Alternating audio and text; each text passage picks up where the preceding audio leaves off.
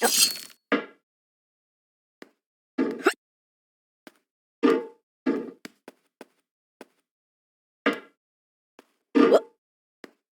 no feeling more intense than starting over.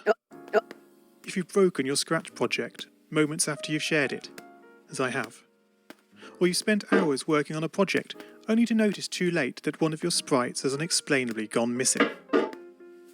If you've made use of that difficult-to-name thing of thing block within the sensing category, amazingly useful but capable due to a Scratch bug of leaving you crying as it dumps all your scripts in one big unordered heap.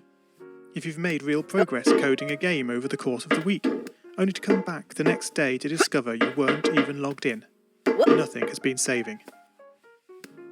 Starting over is harder than starting up. If you're not ready for that, like if you've already had a bad day at school, then what you're about to go through may be too much. Feel free to go away and come back. I'll be here. Alright, thanks for coming with me on this trip. I'll understand if you need to take a break at any point. Just find a safe place to stop and remember to pause the game by pressing P. On Scratch you can find loads of remixed or reimagined recreations of existing games, and with good reason. George Bernard Shaw said, "Imitation is not just the sincerest form of flattery, it's the sincerest form of learning." This game is a recreation of a game that came out in 2017, titled Getting Over It with Bennett Foddy.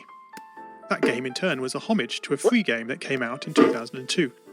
Both games involved dragging yourself, using a hammer, up a mountain assembled from assets and objects sourced from many other games. It seems appropriate then that, when trying to recreate Getting Over It in Scratch, that we should construct our mountain from the same assets used in literally millions of Scratch projects, the unmistakable contents of the Scratch costume library.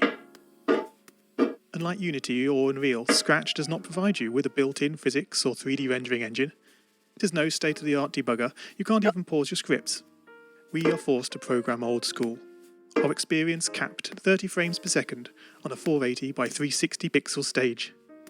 But these very restrictions force us to experiment, to think out of the box, to grow as developers as we become masters of all things Scratch. And let's not forget, what we lack in technology, we make up for in community. This fantastic bunch of budding software engineers, building, learning, creating, playing, remixing, as diverse a group of people as the very Scratch assets we now so skillfully attempt to ascend. The act of climbing, in the digital world or in the real world, has certain essential properties that give the game its flavour. No amount of forward progress is guaranteed. When you start Getting Over It, you're standing next to a dead tree, which blocks the way to the entire rest of the game. You prod and poke at it, exploring the limits of your reach and strength, trying to find a way up. When starting a new Scratch project, that initial blank slate is both refreshing and at times a little scary. Wouldn't it be great if we could travel forward in time and review our finished projects to see how well they turned out? I certainly wish we could. The real draw of coding, what gives it that special zing, is the challenge of accomplishing something you've never done before. At this point, you don't want to fall into the trap of rushing into creating loads of content, designing all the levels, the player costumes, all the easier stuff that can be perfected later. No, before all that, you need to prod and poke that tree. That is, understanding the coding difficulties you're expecting to face and try out any ideas to solve them.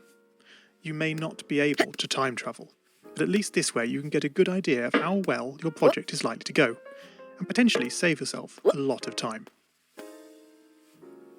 This project began life a couple of months ago as 3 simple scripts: the player, hammer, and level. I spent no time on the art, just using ScratchGat and a few rectangles drawn in the sprite editor. The scripts for the player quickly mocked up in a similar fashion to those I teach on my YouTube channel. With the hammer I had to improvise, because I'd never done anything quite like that before, and boy did I prod and poke at those scripts. What I had imagined and the results I was achieving were hard to reconcile. The hammer and the player sprites would get stuck in the walls and ground, shake and jiggle and clip up to the top of the screen. Worst of all, when I tried the bread and butter action of lifting the player up upon the hammer, Any tiny movement would throw the player into a crazy up and down motion as if bouncing upon a possessed pogo stick. Things don't always turn out as you want them to, and sometimes it's good to take a break. So, for the time being, I shelved the project, letting it slowly slip down the list of unshared projects, joining the countless multitude of unfinished, unseen projects that haunt the vast storage archives of MIT. Have you, as you've been playing this game, stopped to wonder how you can balance on a hammer that is held out to one side? It feels quite natural in game, but try it in the real world, and you'll not get your feet off the ground. No, this game is bending the rules of physics. Although I was not actively working on the project, the desire to code the game and solve the initial problems constantly played on my mind. Finally, I decided to give it another go. Research is a powerful tool. Don't just rely on what you think you know. YouTube can be a great resource for gameplay videos. Being able to pause and rewind the action is invaluable. Did you know that you can step through videos frame by frame using the angled bracket keys? My research helped confirm many thoughts I'd been having, and also uncovered some nuances around mouse movement that had really got me stumped. All this was food for my brain, and I was super fired up to bring it all to scratch. And so, back in Scratch, I completely restructured the player and hammer scripts, bringing the scripts together in a single sprite. This allowed the movement of the two objects to be tracked together and to move dependent on each other. Of course, in coding, as in real life, you often have to compromise. It isn't reasonable to implement a full physics engine in Scratch, but often it's enough to create a good estimate of what the player is expecting. 1 + 1 is 2. If this wasn't always the case, if sometimes the answer was 3, then we would be in trouble. The addition operator is therefore referred to as deterministic. Similarly in Scratch, if your player sprite reports that it isn't touching the level, then you would expect, assuming the player is not moved relative to the level, that this would continue to be the case. As it turns out, the sensing block in Scratch does not behave like this. It can be non-deterministic. This is down to how Scratch draws its sprites. Their size and shape can change very slightly depending where on the screen they are first visualised. This can easily break a carefully crafted platforming script, resulting in sprites becoming trapped, teleporting to the edge of the screen, or worse of all, your game freezing up.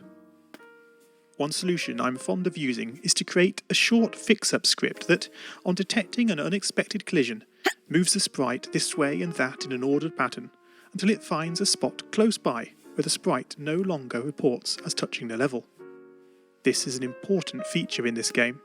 It should go completely unnoticed to the player, but without it the game can go horribly wrong. And now the final climb. I'm sorry to say goodbye, but thanks for playing my game, for giving me the time. Up the tree you go. Your struggles end in sight. Up past the star you go, as you drift into the night.